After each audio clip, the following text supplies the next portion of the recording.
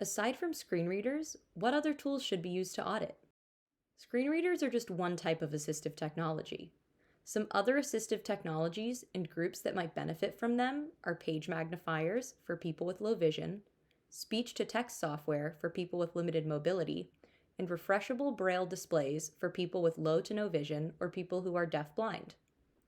Some technologies allow users to understand page content, such as screen readers, page magnifiers, and refreshable braille displays. Others allow users to interact with the page's content, like speech to text software. We also recommend you test your site with keyboard-only navigation. Keyboard accessibility ensures that users relying on keyboard navigation can interact with content and complete tasks within your web app. For example, in a login process, the form fields for username and password should be keyboard accessible, as well as any buttons, links, or other interactive elements required to complete the login process. Web accessibility made simple. Explore our tools, services, and education offerings.